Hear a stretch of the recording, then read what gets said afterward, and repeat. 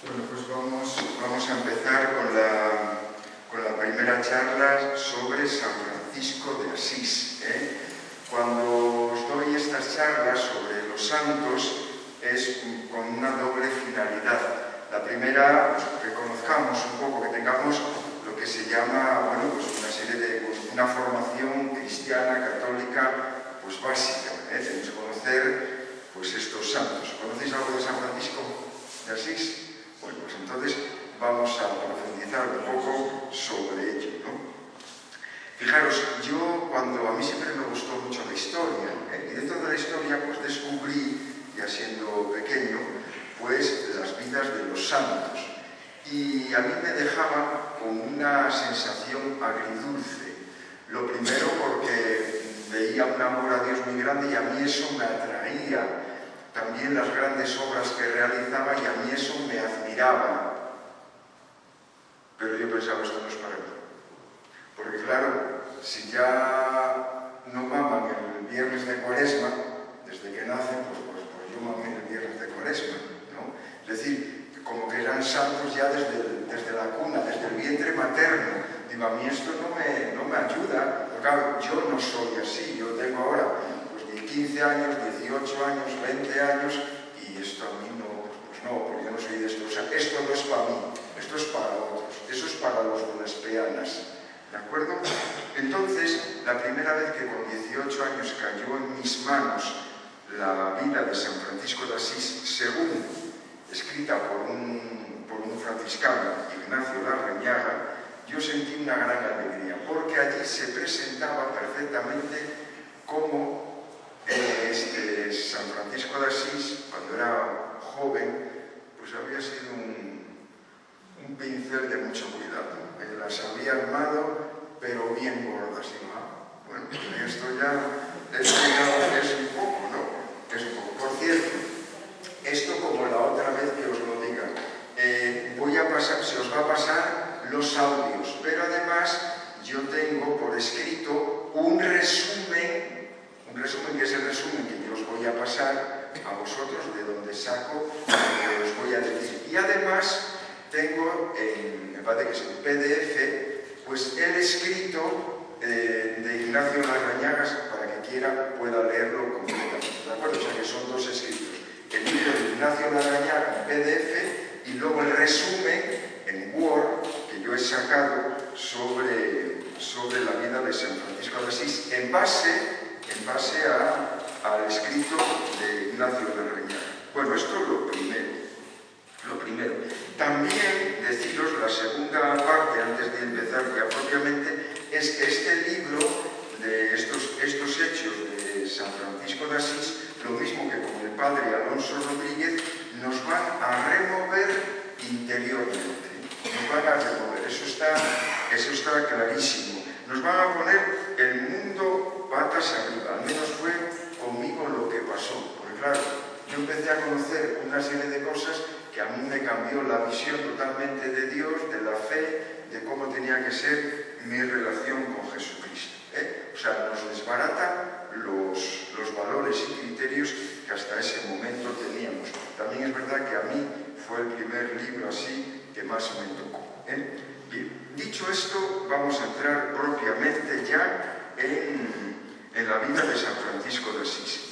Nació en Asís, una ciudad del centro de Italia, en la región que se llama la Umbría, en torno a Florencia, por ahí un poco en aquella zona, en el centro. En el año 1182, su padre era Pedro Bernardone, era comerciante, y su madre era Pica. Parece ser que Pica, la madre de San Francisco de Asís, era de la Provenza francesa. Por eso ella le cantaba en francés, le enseñó en francés, y él en muchas ocasiones, cuando quería comunicarse con Dios, pues la lengua materna suya, de mamar, era el francés. Eran personas muy acomodadas, no eran nobles, pero eran lo que llaman ahora los burgueses, entonces, que tenían mucho dinero. Bernardone comerciaba especialmente en Francia, Y cuando nació su hijo, él estaba en Francia. Y allí en el pueblo de Asís, en la ciudad de Asís, llamaron al niño Francesco, que significa el francés, aunque en la pila, a la hora de bautizar, le pusieron el nombre de Juan. Por lo tanto, si se va a buscar en la pila, en el libro de bautismos, aparece con el nombre de Juan, no se llama Francisco. Francisco fue como un nombre con el que quedó Francesco, el franchute, el francés, el gabacho, bueno, pues el francés ahí quedó, Francesco, en italiano sí. En su juventud, Francisco tenía muchísimo dinero, porque el padre disfrutaba con que su hijo expandiera la riqueza que él tenía. Tengo dinero hasta para tirar. Era un signo de presunción de ello. Y entonces Francisco lo gastaba. A él no quería trabajar, no quería estudiar, era lo que decimos hoy un nini. Ni estudio ni trabajo. Y además tengo dinero que me da mi padre lo que quiero. Él se dedicaba a gozar de la vida. Sin embargo, bien es verdad que él no era de costumbres licenciosas, de andar con mujeres y dejarlas tiradas después de haberlas usado, ¿no? No, él se divertía muy bien, con mucho dinero, con francachelas, con comidas, pero no era de una costumbre licenciosa.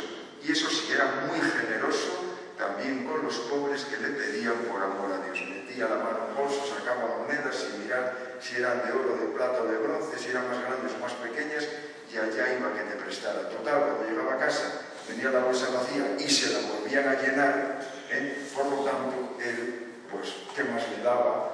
Venir con más que con menos, si al final le tenía todo lo que quería, ¿no? Bien, fue creciendo en la ciudad de Asís y allí había entonces en la Edad Media como dos grandes clases sociales. Estaban los nobles, condes, duques, varones, toda esta cosa, y luego la plebe.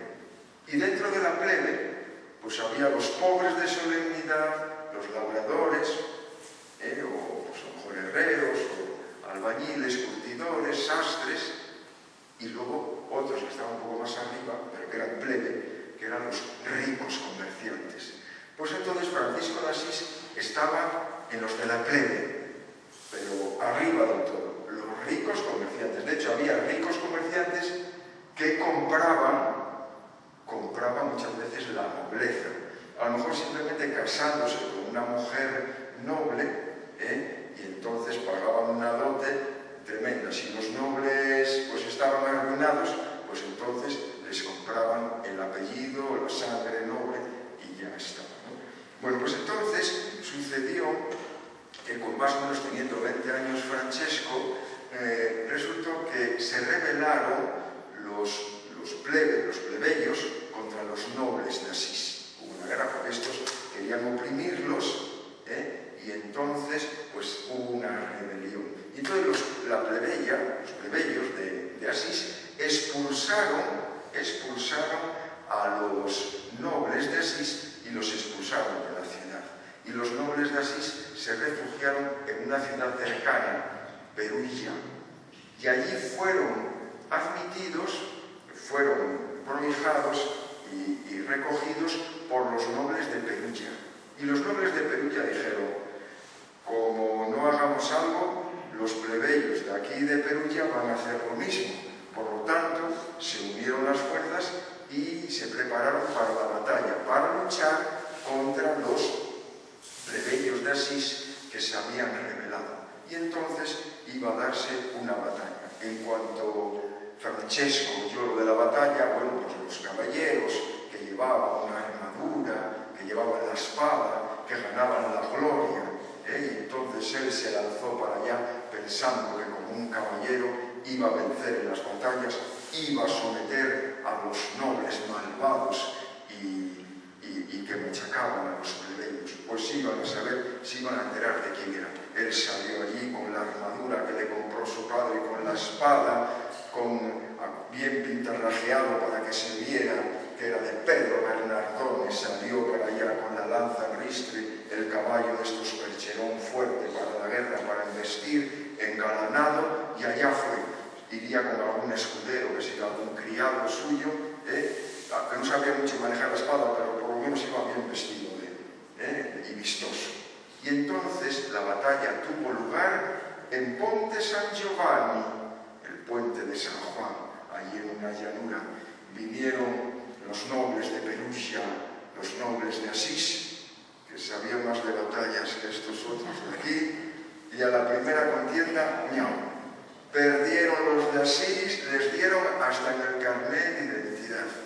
Y algunos murieron, y Francesco, como otros, quedó preso. Lo derribaron del caballo, y allí, sin poder moverse, lo llevaron preso.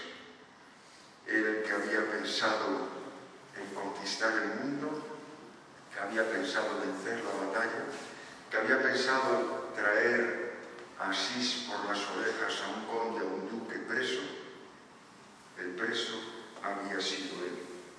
A los 20 años, aquel Francesco tenía un alma con un cristal frágil. Bastó hacer así y todo se rompió. No sé, yo esto lo comparo, cuando yo leí este libro, después siendo cura, lo comparo a cuando yo tuve varios entierros de gente joven.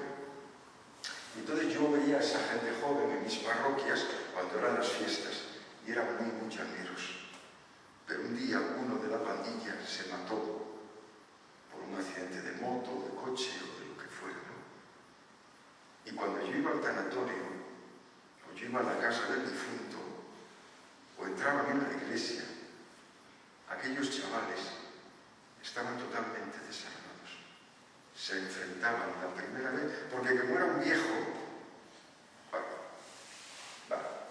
murió el abuelo, o murió el abuelo de este. Bueno, hombre, como era el abuelo.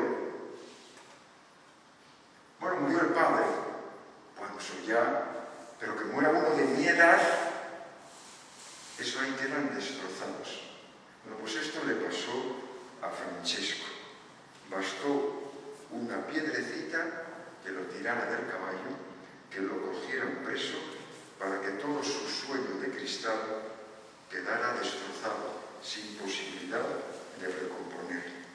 Lo metieron en la cárcel, pero no en la cárcel de Villabona, que hay wifi, que hay gimnasio, que hay patio para salir, sino en un sitio maloliente, en un sótano, donde ni siquiera seguramente se veía la luz del sol, lleno de ratas, lleno de podredumbre, donde no había servicio, tenían que hacer todo allí en un cubo que podían tener, oliendo a basura, oliendo a heces y a orines, allí unos con otros, comiendo bazofia, quitando piedras de aquella sopa que no sé qué traería, quitando gusanos, estando sucios, malolientes. Por lo tanto, todo su mundo se fue desmoronando. Y luego además también la inactividad. Los edificios de piedra pones en los cimientos una serie de bombas, dinamita y caen plas. Pero muchas veces los edificios humanos van muriendo poco a poco. Y esto le pasó a él, porque una cosa fue que le tiraran del caballo, le llevaron preso, pero todavía no era consciente de dónde estaba, de lo que suponía estar preso. Cuando poco a poco tiene que ver a un compañero suyo cómo se bajan los calzones para hacer su deposición allí, cómo les dan de comer un día tras otro.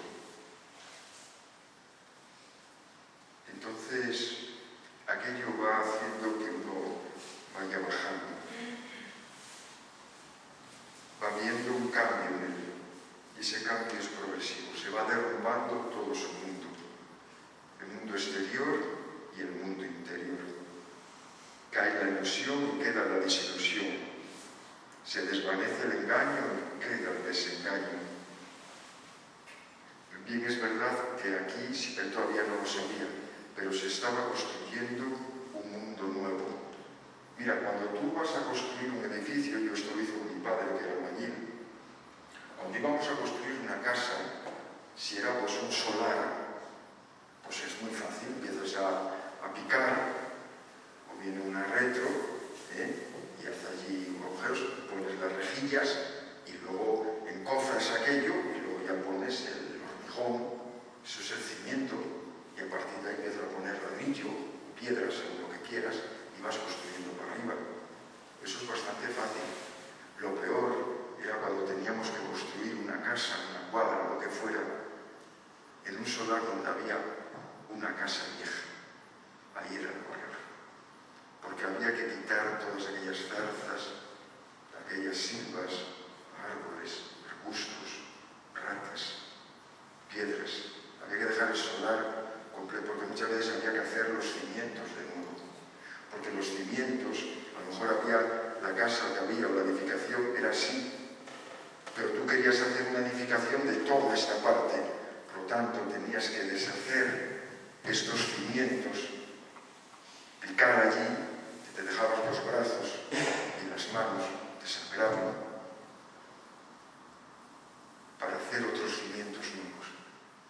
Y esto es lo que le pasaba a San Francesco, que había que reconstruir, pero para que construir había que derribar, había que quitar absolutamente todo, todos los sueños fatuos de gloria, todos los engaños que había tenido, todas las ilusiones, todo aquello que era efímero y transitorio, porque él había convertido lo relativo en absoluto y lo absoluto lo había relativizado.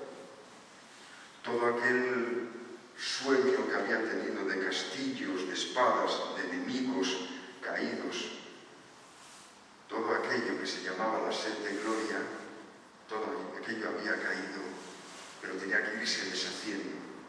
Aquel tiempo de cárcel duró 11 meses. Seguramente si hubiera aprendido con menos tiempo, Dios lo hubiera tenido menos tiempo. Pero a veces necesitamos un tiempo. En ese momento en que no ves a Dios, te preguntas que dónde estaba. También Él te preguntaba a ti cuando ibas a caballo dónde estabas tú, y no le hacías caso, y estabas sordo. Él te preguntaba a ti y tú no le escuchabas.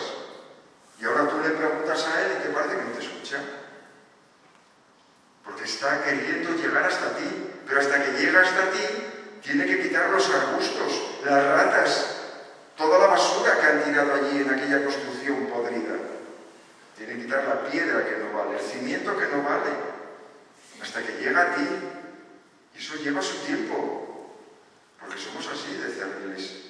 Estamos muy retorcidos por dentro. Por eso no es fácil, no se puede hacer así. Y ya está. El Señor tiene que ir trabajando, como en el caso del hijo pródigo. No escuchaba cuando tenía los bolsillos bien llenos de dinero. No escuchaba cuando comía. No escuchaba cuando estaba con una prostituta. No escuchaba cuando estrenaba trajes. No escuchaba cuando bailaba y le aplaudían. No escuchaba. Hasta que se quedó sin amigos, sin trajes, sin sandalias, sin comida. Hasta que lloró y se dio cuenta de lo que había hecho, cómo había robado a su padre el esfuerzo. Por el simple hecho, soy tu hijo, tengo derecho a mi herencia. Toda esa soberbia, toda esa chulería, necesitó que le fuera desmontada. Poco a poco. Pues así, con lo mismo que pasó con el hijo pródigo, pasó con Francesco. Lo mismo que pasó con Francesco, pasó con el hijo pródigo. Y lo mismo que pasó con el hijo pródigo con Francesco, pasa con nosotros o pasará con nosotros. Todo aquello donde nos asentábamos, que nos daba seguridad, va desapareciendo. Desaparece lo que no vale, lo que es transitorio, lo que es temporal.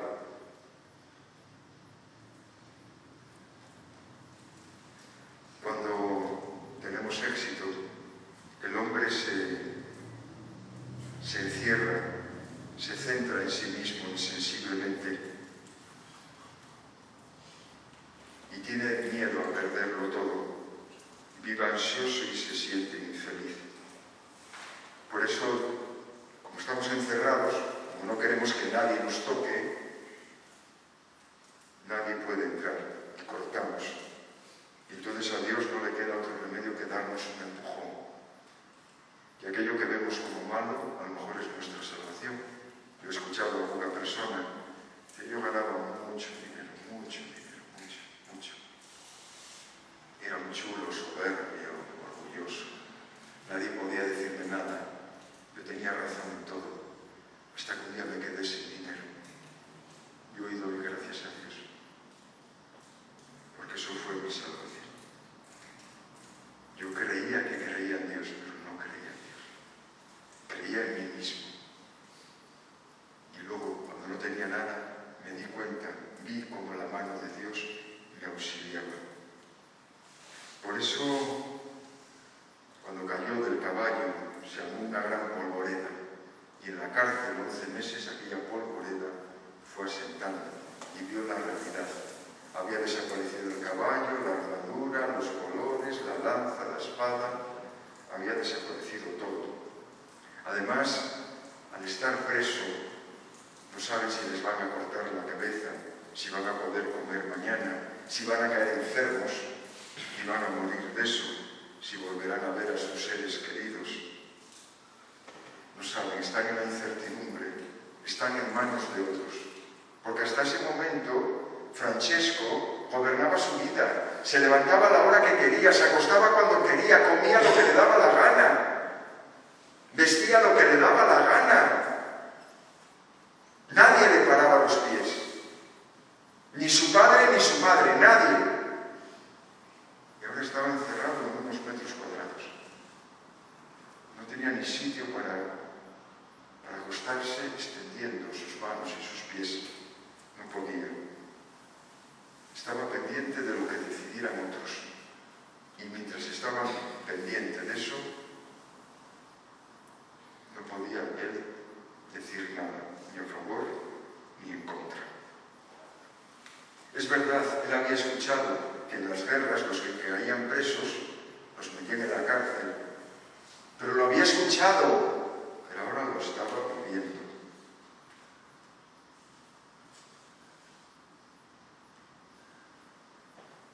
Él estuvo en la cárcel 11 meses. Hay otro tipo de cárceles hoy. La cárcel del que no tiene trabajo, está en paro. Y hay gente que no sale de casa. ¿Dónde están los que no trabajo? No, es que estoy en paro. Hay gente que hace esto. La cárcel de las deudas, porque haya venido mal dadas, porque me haya separado y no tengo dinero para la mujer, para los hijos o para mí, o por mala administración, deudas. Es una cárcel. No puedes salir de ahí. No sabes qué será de ti. Se me estropea la lavadora y no tengo 120 euros para arreglar la lavadora.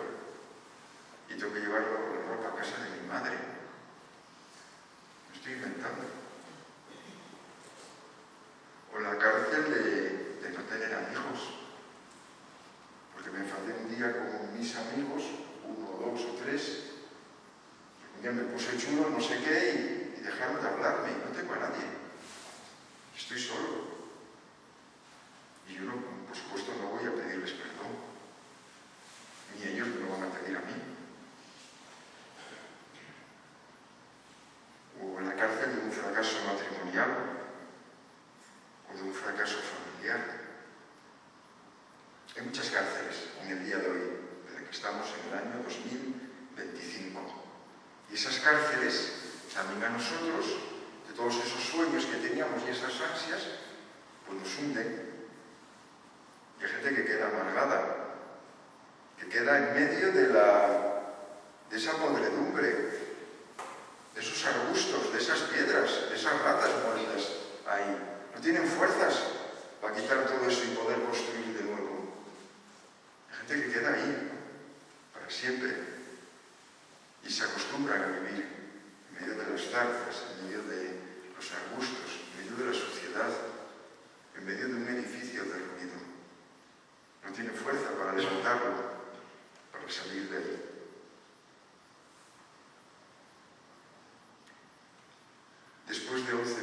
cárcel en agosto de 2003, los hombres de la plebe y los nobles de Asís llegaron a un acuerdo. No era bueno estar en guerra. Los nobles necesitaban a la plebe. La plebe quería ya paz. Quería recuperar a sus hijos, los que estaban vivos. Llegaron a un acuerdo. Hicieron un tratado. Y entonces los que estaban en la cárcel de Perugia fueron liberados. Pudo volver Francesco. ¿Qué hizo? Porque había tocado un poco a Dios. ¿Sabéis lo que hizo? Se acabó la sed de gloria. Quedó ahora la sed de alegría, de fiesta. Empezó, si antes hacía juergas, ahora más juergas.